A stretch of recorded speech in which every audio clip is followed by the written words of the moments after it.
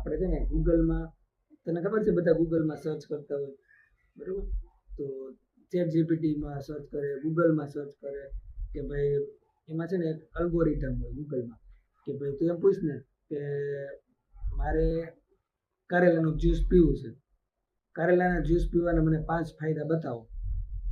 તો chat GPT શું કરશે, 5 ની બદલે તને 10 ફાયદા બતાવશે. બતાવે એ રીતે તું એને એ જ વસ્તુ પૂછ કે કારેલાનું જ્યુસ પીવાના 10 નુકસાન બતાવો, એ તને 10 નુકસાન એ બતાવશે. પીવાનું તો કારેલાનું જ્યુસ જ છે. તો એક વસ્તુના અલગ અલગ 2 ઓપિનિયન આવ્યા, એટલે કે 2 સજેશન આવ્યા. તું જેવું પૂછ એવો એ જવાબ આપે. પોઝિટિવ પૂછ તો પોઝિટિવ જવાબ આપે, નેગેટિવ પૂછ તો નેગેટિવ જવાબ આપે. આવી રીતે આપણા મગજનું વર્તન હોય.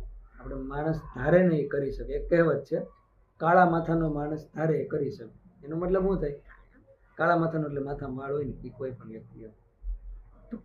માણસ ધારે કરી શકે. આપણે મગજમાં એવું વિચારીએ ને આ તો બહુ અઘરું છે, અમારાથી નહીં થાય, તો એ વસ્તુ ક્યારેય ન થાય. અને આપણે એવું વિચારીએ તો હાવ હેલું છે, અમારા તો થઈ જ જશે, હમણાં કરી બતાવો, તો આપણે કરી શકીએ. આપણા મગજને આપણે સવાલ પોઝિટિવ આપીએ ને તો મગજ આપણને પોઝિટિવ રિસ્પોન્સ આપે. અને આપણે એમ કહીએ મારથી નહીં થાય, તો પછી ન થાય. મનમાં હિંમત રાખીને એમ કહીએ તો મારી યારે ભગવાન છે, હું આ કામ કરી ન જ રહીશ અને મને થઈ જ જશે, મને આવડી જ જશે, તો એ કામ તો 100% પાર પાડી શકે હિંમતથી.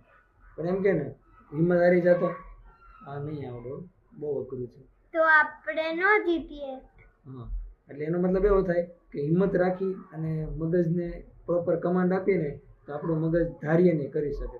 વિમાનની શોધ થઈ, રોકેટની શોધ થઈ, એવા કેટલા બધા નવા એક્સપેરિમેન્ટ થયા. આ જો ટ્યુબલાઇટની શોધ થઈ બરાબર, એવા ઘણા બધા નવા એક્સપેરિમેન્ટ થયા જે લોકોના મગજમાં આવ્યા હશે. પછી એને કંઈક વિચારવું છે તો એ શોધ થઈ હશે ને. એને એમ વિચારવું છે તો આવું થોડું પોસિબલ છે, આકાશમાં ઉડવું થોડું પોસિબલ છે, તો હજી સુધી વિમાનની શોધ થઈ હોત. હજી તો આગળના એઆઈના જમાનામાં રોબોટની શોધ થઈ છે. રોબોટ પછી માણસની બદલે કામ કરી નાખે છે, માણસની બદલે વિચારી લે છે. આ હોતન થઈ ગયું છે. તો પછી એટલે વિચારીએ તો થાય, અને એ વિચારવાનું પોઝિટિવ દિશામાં, મગજને પોઝિટિવ સિગ્નલ આપવાનું, એટલે કામ થાય ને થાય જ.